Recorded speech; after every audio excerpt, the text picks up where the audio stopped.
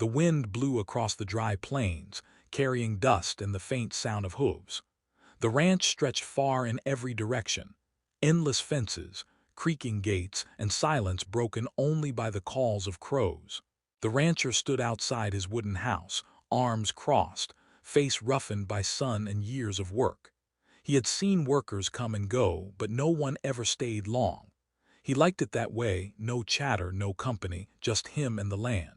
When the new cook arrived, he looked her up and down. She was a heavy-set woman, older than most who'd worked there before, dressed in a plain, faded dress with sleeves too long for the heat. She didn't say much, just nodded when he pointed toward the kitchen. "I'll hire a better cook than you soon enough," he muttered under his breath, not caring if she heard. She didn't flinch. She just walked inside, set down her small bag, and started unpacking like she'd lived there her whole life. By the end of that first day, the house smelled of stew and bread. The rancher, tired from riding, sat at the table and tasted the food. It wasn't fancy, but it was real, simple, warm, filling. He didn't say thank you. He only grunted, stood up, and walked out. The woman kept cleaning as though she hadn't expected gratitude in the first place. Over the next few days, she worked the same way every morning, up before sunrise, moving slowly but never wasting a second. She didn't talk much, but everything around her seemed cleaner, calmer. The rancher noticed, though he'd never admit it. Still, something about her puzzled him. She avoided eye contact, kept to herself, and wore those same long sleeves every single day, even when the sun burned hot enough to make the air shimmer. At night, when the ranch grew quiet, he could hear her humming softly from the kitchen, low and gentle, like a lullaby for herself. There was a stillness about her, a kind of peace that didn't match the tired look in her eyes. He told himself it didn't matter. She was here to cook, nothing more. But somehow, even without speaking, she had already changed the feeling of the ranch, as if something human had moved back in after years of silence. Morning came early on the ranch, long before the first light touched the horizon. The rooster had barely made a sound when the smell of coffee and firewood drifted through the air. The rancher woke up to the faint clatter of dishes from the kitchen. He pulled on his boots, adjusted his hat, and stepped outside to the cold morning wind.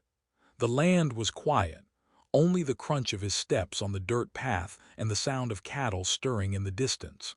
When he came back in, the cook was already setting breakfast on the table. She didn't greet him. She didn't need to. The food spoke for her: fresh biscuits, eggs cooked just right, a pot of coffee steaming beside them. The rancher ate in silence while she washed the dishes. Her movements were slow, careful, almost rehearsed. She never turned her back completely, as if she wanted to keep him in sight but couldn't bear to look straight at him. He noticed things, small things, without meaning to. She always kept her sleeves rolled down, even when the heat inside the kitchen turned the air thick. Her hands shook slightly when she lifted the heavy pots, but she never asked for help. Sometimes she'd hum while she worked, soft, low tunes that didn't sound like any song he knew. It wasn't cheerful humming. It sounded more like she was trying to fill the silence so her thoughts wouldn't echo too loud. Days passed that way, quiet, predictable, almost too still. The rancher had grown used to the rhythm of solitude, but this new quiet felt different. Before, silence had been a shield. Now it felt heavy, like it carried something unsaid. He'd find her standing by the window sometimes, staring out at the endless plain with a faraway look. When he spoke, she would flinch ever so slightly, like his voice had pulled her back from another world. One afternoon, while checking the horses, he saw her in the yard hanging laundry. The sun was burning down, yet she wore those long sleeves buttoned to the wrist. Sweat ran down her neck, and still she didn't take them off. He thought about telling her it was foolish to dress like that in this heat, but the words never came out. Something about her posture, the way she stood too straight, too tense, told him that her clothes weren't about comfort. They were armor. Sometimes he'd hear her talking quietly to herself while cooking, just fragments of words, names maybe, or memories. When she realized he was nearby, she'd stop mid-sentence and pretend to focus on her work. He didn't press her. He wasn't the kind of man to ask questions that weren't his business. but he was starting to wonder if, this time, maybe he should. The ranch hands, few as they were, began to notice her too. They joked about the lady cook who never smiled. Some said she was shy. Others said she was strange. The rancher didn't like their talk, though he didn't know why. Maybe because deep down he knew there was nothing funny about her silence. When one of them made a rude comment about her size, the rancher cut him off sharply. The men looked surprised. He wasn't known for defending anyone. That night he couldn't sleep. He kept thinking about the look on her face when she dropped a plate earlier that day, not angry, not scared, but almost apologetic, like she expected punishment. He had seen that look before, years ago, in the eyes of a stray dog he once rescued, an animal so used to being kicked that it trembled when someone reached to pet it.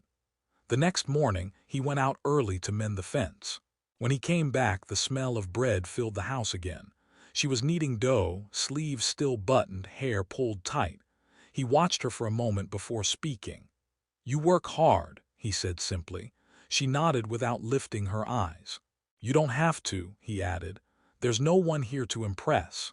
For a second her hands stopped moving. Then she gave a small nod and went back to kneading. He noticed her shoulders relax just slightly. It wasn't much, but it was something. As the days stretched into weeks, her presence became part of the ranch itself, steady, quiet, reliable. The food was always ready, the rooms kept clean, and somehow, even the animals seemed calmer when she was around. The rancher found himself lingering near the kitchen more often, not for food, but for the peace she carried with her. He began to speak more, testing the silence. Small things about the weather, the cattle, the rising prices in town. She'd respond with short, careful answers. Sometimes a hint of a smile would appear, gone as quickly as it came. It wasn't much, but it felt like progress. Still, there were moments that unsettled him. Once, when he accidentally dropped a chair too loudly, she jumped back as if struck. Another time, when he raised his hand to point at something on a shelf, she flinched and took a step back before realizing he wasn't reaching for her. The look in her eyes then, fear mixed with shame, stayed with him long after. That night, he couldn't get her face out of his mind. He sat on the porch, watching the sun fade into orange and purple. The land looked peaceful, but the peace inside him was gone. Something was wrong, and he couldn't pretend not to see it anymore. The cook, inside the house, kept moving quietly. She hummed that same broken melody again, trying to drown out whatever memories clawed at her mind. She thought she was safe here, safe enough to work, to exist. But she could still feel the weight of her past on her skin, hidden beneath the sleeves that never came off. Outside, the rancher finally stood up, his jaw set. He didn't know what the truth was, but he knew he couldn't keep ignoring it. The land had taught him to mind his own business. But something about this woman, the quiet strength, the sadness behind her calm, made him break that rule without realizing it. For the first time in years, the silence of the ranch didn't feel like peace. It felt like a secret waiting to be spoken. The next few days passed under the same heavy rhythm, but the air around the ranch began to shift in ways that were hard to name. The rancher noticed it first during supper one night. The cook had brought in a plate of beans and cornbread, but when she set it down, her hand trembled just enough for him to see. He caught a glimpse of her wrist as her sleeve slid up an inch, dark purple marks, half faded, half new.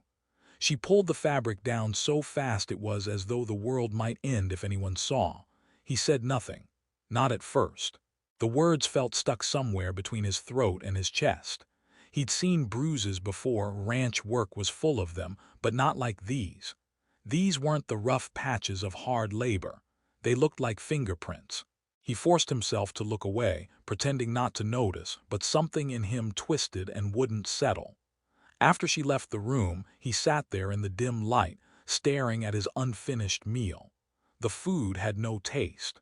Outside, the wind moaned against the walls, and the creak of the old house echoed like a memory he couldn't shake. He had said cruel things before, quick words thrown out of habit, but now they rang differently in his ears. "I'll hire a better cook than you."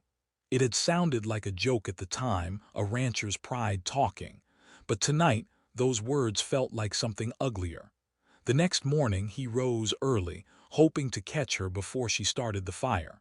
He found her already awake, kneeling by the stove, sleeves rolled halfway as she reached for kindling. For a moment he saw the side of her arm again. The skin was pale under the bruises, scattered like old memories. When she realized he was watching, she froze.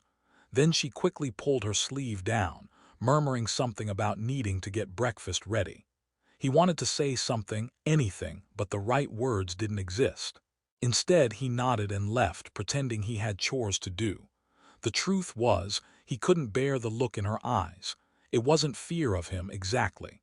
It was deeper, like a person who'd already learned that fear had no end. Later that day, while fixing a fence, he found his mind wandering back to her. Every sound, the squeak of the gate, the creak of leather, felt tied to that image of her pulling her sleeve down. He kept asking himself questions he didn't want the answers to. Who had hurt her? Was it someone from her past? Or worse, someone who might come looking? That evening, when he came back for supper, she was quieter than usual. She served his meal and turned away quickly. He could see her shoulders stiff, her body small despite her frame. Something inside him, something that had been asleep for years, stirred awake. He wasn't used to caring about anyone. Life on the ranch didn't allow it, but now the thought of her bruises wouldn't leave his head. After dinner, he stepped outside, letting the cool night air hit his face. The sky was endless, a deep ocean of stars. He'd always liked that, the silence, the simplicity of it all. But tonight, even the stars looked colder. Through the open window, he heard her cleaning, humming that same low tune. It wasn't a song for company. It was the kind people sing to themselves when they need to remember they're still here. The days went on, and his unease grew. Every morning he looked for signs, the way she walked, the way she moved her hands. He noticed she winced when lifting heavy pots, like her shoulder hurt. Once, when a ranch hand dropped a sack of grain near her feet, she jumped back so sharply that everyone stopped talking. The hand laughed awkwardly, muttering something about her nerves, but the rancher didn't laugh. He shot the man a look that ended the joke fast. That night he asked her if she was all right. She froze in place, a wooden spoon in her hand. "I'm fine," she said, her voice flat, eyes fixed on the floor. He waited, but she said nothing more. There was something about the way she said fine, like a person who'd used that word too many times to believe it. He nodded and left her alone, but when he went to bed, he couldn't sleep. Every time he closed his eyes, he saw her face, calm, careful, pretending. He thought about how she worked without rest, never asked for anything, never smiled except when she thought no one was looking. It made him wonder what kind of life teaches someone to hide their pain so well. A few days later, he found the truth without meaning to. He was stacking hay in the barn when he heard a sound behind him, a soft whimper, barely there. He followed it and found her near the back wall, struggling to lift a heavy bucket. When she turned, he saw that her face was pale and there was a fresh bruise on her neck. This one was new, raw, red at the edges. His stomach tightened. He spoke gently. "You hurt yourself." She froze again, the same way as before. "It's nothing," she said quickly. "I'm clumsy." He stepped closer, keeping his voice low. "That's not from falling." She looked at him then, not angry, not scared, but caught. Her eyes were tired, too tired for lying. For a long moment, neither of them spoke. Then she whispered, "Please don't ask me." He didn't move. The weight of her words hung in the air. The rancher knew then that whatever this was, it didn't start here. It followed her. And maybe, in her mind, it still would. He took a slow breath and stepped back. "You don't have to tell me," he said. "But you don't have to hide either." She didn't answer. She just nodded once and turned away, her hands shaking as she went back to work. The rancher stood there for a while, staring at the ground. He'd thought he understood hardship, drought, loss, loneliness. But this was different. This was pain that didn't show until you were close enough to see the cracks. Outside, the wind rose again, howling through the dry grass. It sounded almost like a voice, a warning, or maybe a reminder. The rancher knew something had changed that day. He could no longer pretend he didn't see. That night, the air over the plains was cold enough to bite. The wind scraped against the windows, and the boards of the old ranch house groaned with every gust. Inside, the only light came from the fire in the kitchen stove. The cook sat close to it, her back hunched, her hands wrapped around a chipped mug of tea. Her eyes stared into the flames, unblinking, lost somewhere far beyond them. The rancher stood in the doorway, watching her in silence. He'd spent the last few hours pacing his room, trying to decide whether to say something. The image of the bruise on her neck wouldn't leave him alone. It wasn't right, not on anyone, and it sure didn't belong on someone who worked so hard just to stay invisible. He didn't know what kind of man had left those marks, but he knew the kind. He'd seen men like that before, loud in town, cruel when nobody was looking. Finally, he stepped into the kitchen. His boots made a soft sound on the wooden floor. She didn't look up, but he could tell she knew he was there. He poured himself a cup of coffee and stood near the stove, pretending to warm his hands. The silence between them felt heavier than words. "You can't hide pain forever," he said quietly. Her head lifted slightly, eyes flicking toward him before turning away again. "I don't know what you mean," she murmured. Her voice was calm, almost steady, but her hands betrayed her. The mug trembled ever so slightly. He didn't push. "I mean," he said after a pause, "sometimes folks carry things they shouldn't have to. Sometimes they try to cover it up with long sleeves." This time, she froze completely. The only sound was the crackle of firewood. He saw her chest rise, then fall slowly, as if she were deciding whether to breathe or speak. When she finally did, her voice came out small. "You shouldn't ask about that," he nodded. "Maybe not, but I am." She turned then, really turned, her eyes meeting his for the first time since she'd come to the ranch. They weren't angry eyes or scared, they were tired. So tired that even looking at him seemed to cost her something. "I don't want trouble," she said. "I came here to work, that's all." "There's no trouble here," he said. "Not unless someone brings it." For a moment they stood in silence again. Then something inside her seemed to break just a little. She looked down at her arms, at the sleeves she always kept buttoned tight. Her voice cracked as she spoke. "You wouldn't understand. Try me," he said softly. The words hung between them like fragile glass. Then slowly she began to talk. Her story came out in pieces, halting, uncertain, as if each word had to fight its way out. She'd been married once years back. A man who drank too much and blamed her for everything wrong in his life. He turned cruel in ways that didn't leave marks at first: words, silence, control.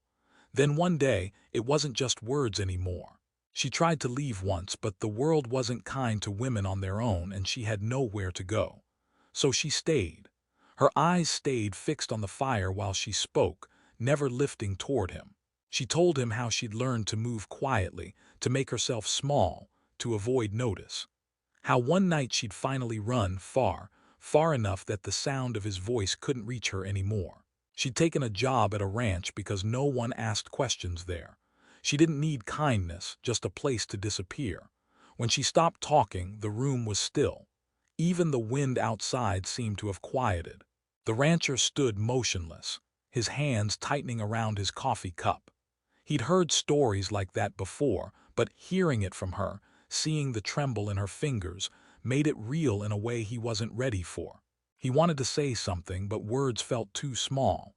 Instead, he moved closer to the stove, set his cup down, and crouched beside her chair. She looked startled, but he kept his voice low and steady. "You're safe here," he said. "No one's gonna hurt you again." Her lips pressed together, trembling. "You can't promise that," she whispered. "I can promise it while you're under this roof," he said. "That's enough for now."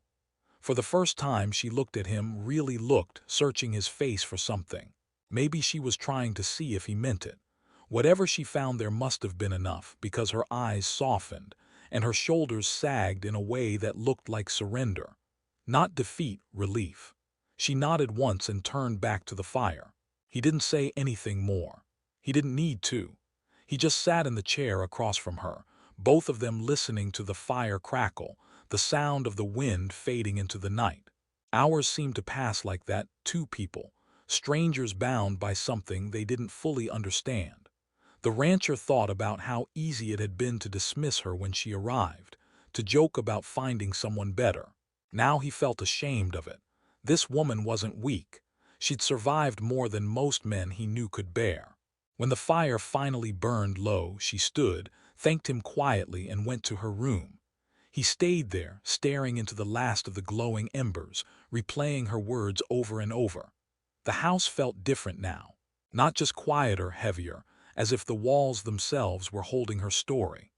The next morning she was back in the kitchen before dawn, sleeves rolled down, hair pinned neatly. But something had changed in the air. She still moved carefully, still spoke softly, yet the edge of fear was duller.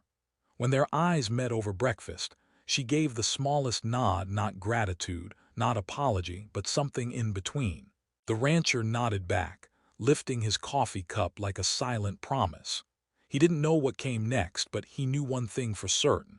No one would ever make her feel hunted again, not while he was around. The plains outside stretched wide and open, and for the first time he felt like that openness meant something. A place where maybe both of them could start over, even if they didn't know how. The following days unfolded quietly, but beneath the calm routine, something inside the rancher had shifted. He rose before dawn as always, but now his first thought wasn't about the cattle or the fences. It was about whether she'd slept, whether she was all right. He told himself it was just responsibility, a man looking after his help. But deep down, he knew it wasn't that simple. When he walked into the kitchen that morning, the smell of fresh bread filled the air. She was already there, her sleeves still rolled down, her movements steady and sure. For the first time, he noticed that her hands didn't tremble as much. There was still a certain quiet sadness around her, but it seemed lighter now, as if she'd set down a small piece of her burden. He sat at the table while she poured his coffee. "You been up long?" he asked. "Since before the sun," she said softly, almost smiling. He nodded, watching her for a moment before saying, "You don't have to work yourself so hard." She glanced at him, the corner of her mouth twitching in something close to amusement. "I don't know how to do anything else," she said. He couldn't help but smile back. It was small, faint, but it was real, the kind of smile that sneaks up on you when you've forgotten how. After breakfast, he went out to mend a gate, but his thoughts kept drifting back to her. The ranch had always been a place of solitude, a land too big and too empty for most people to handle. Yet somehow her quiet presence filled it. The kitchen light at dusk, her humming, the smell of bread in the air, it all gave the place something it hadn't had in years: warmth. Later that afternoon, a few of the ranch hands came by with supplies. They were loud, careless, the way men get when they think the world owes them laughter. One of them, a man named Carter, made a joke about the cook, something about her size, her silence. The words weren't just crude, they carried a mean edge. Before anyone could react, the rancher was in front of him, his voice cold and sharp. "You say something like that again, you'll find work somewhere else." Carter's grin faded. He mumbled an apology and backed off, but the others could see the change in the rancher's eyes. It wasn't just about respect.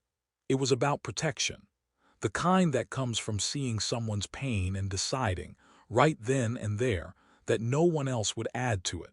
That evening, when the rancher came in for dinner, she was unusually quiet. He could tell she'd overheard. Her movements were slower, her eyes softer when she placed the plate in front of him. "You didn't have to do that," she said after a while, not looking up. "Yes, I did," he replied simply. "No one deserves that kind of talk." She hesitated, then nodded, a faint blush coloring her cheeks. "Thank you." He didn't answer, just kept eating, though his appetite had little to do with food. Something about her voice, the way it cracked slightly on the word thank, struck him deeper than he expected. Days turned into weeks, and a kind of rhythm formed between them. She began to speak more, telling small stories about her past, nothing too personal, but enough to draw a picture. She'd grown up near the coast, she said once, where the air smelled like salt and the gulls screamed all day. She missed the sound of water. She missed laughing without looking over her shoulder. The rancher listened. He didn't interrupt. He wasn't good with words, but he was good at listening. And sometimes, silence was all a person needed to start healing. One evening, while she was setting the table, she dropped a plate. It shattered across the floor and she froze, her hands shaking. For a split second, fear flashed in her eyes, not fear of the mess, but fear of what might follow. The rancher didn't say a word. He crouched down, picked up the pieces one by one, and threw them away. "It's just a plate," he said quietly. "We've got plenty." Her hands lowered. The tension left her shoulders, and then, something unexpected, she laughed. It wasn't loud, but it was real, light and soft, like wind through the tall grass. He looked up at her, surprised, and she covered her mouth with her hand. "I don't even know why I laughed," she said, embarrassed. "Maybe because you can," he said. From that day something changed. The house no longer felt haunted by silence. There were moments of small joy, a shared joke, a soft tune, the clink of dishes in rhythm with the hum of the fire. She still wore her long sleeves, but sometimes she rolled them up when she cooked, letting the air touch her skin. The rancher never mentioned the scars again. He didn't need to. He started helping her in the kitchen from time to time, though he was clumsy with the utensils. She teased him gently about it, calling him the worst helper west of the river. It was the first time he'd heard her tease anyone. He laughed, not at her words, but at what they meant: trust. As summer deepened, the ranch came alive. The fields turned golden, the nights warm. On some evenings, they'd sit outside on the porch after dinner, watching the horizon melt into orange and pink. She'd talk about little things, the smell of rain, the sound of the crickets, and he'd listen. His hat tilted low, pretending not to notice how her voice softened in the quiet. One night she looked out at the stars and said, "It's strange, isn't it, how something broken can still find peace?" He glanced at her, then back at the sky. "Not strange," he said. "Just takes the right place to mend." She didn't reply, but the faint smile on her face said enough. In the days that followed, she began to hum again, but this time the tune was different, lighter, almost hopeful. The rancher caught himself humming along once, and when she noticed, she laughed softly. "Didn't think you knew how to sing," she said. "I don't," he replied, "but maybe I'm learning." And maybe he was. Because for the first time in a long time, the house didn't just hold work and dust. It held life, quiet, fragile, but alive. And both of them, without saying it out loud, understood that something good was finally taking root between them, something worth protecting. Autumn crept over the plains with soft gold light, and the ranch settled into its quiet rhythm. Mornings began the same: coffee on the stove, fire crackling, the sound of boots across the old wood floor. Yet something about those mornings felt new now. The rancher no longer filled the silence with orders. He lingered by the kitchen doorway, waiting for her soft "good morning" before heading out to the fields.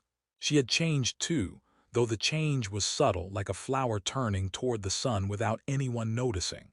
Her laughter, once rare, came easier now.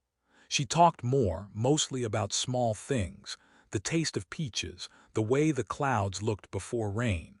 And when she smiled, really smiled, it softened the hard edges of the room. The bruises on her arms had faded, but he knew the ones inside took longer. Sometimes he'd find her standing by the porch, gazing out across the land with a kind of peace that seemed new to her. The rancher would stop beside her, neither speaking for a long while. There was no need. They'd learned the power of quiet, the kind that doesn't hide things anymore but makes space for them to heal. One afternoon, a letter arrived from town. The ranch hand brought it, smudged with dust. She took it in her hands, her expression unreadable. He saw her fingers tighten around the paper, saw the way her breath caught for just a second. Later, after supper, he found the unopened letter sitting on the table. "You gonna read it?" he asked gently. She looked up at him, eyes calm but distant. "I don't think I need to," she said. "Some doors don't deserve to be opened again." He nodded. There was a quiet strength in her voice he hadn't heard before. The letter stayed there for a day before she threw it into the fire. The flames caught fast, curling the paper into black ash. She watched it burn without a word, her face steady, her hands still. Life went on, and with each passing week, The ranch began to change in ways neither of them planned. The workers grew more respectful. The laughter around the dinner table lost its cruel edge. Even the animals seemed calmer. The rancher noticed that her cooking had changed too, lighter, warmer, with flavors that lingered. Food made not from habit but from care. One evening, after a long day of herding, he came in to find her sitting by the fire, sewing a torn shirt. The light flickered across her face, and for a moment he saw not the tired woman who had arrived months ago, but someone stronger, steadier. He poured 2 cups of coffee and handed her one.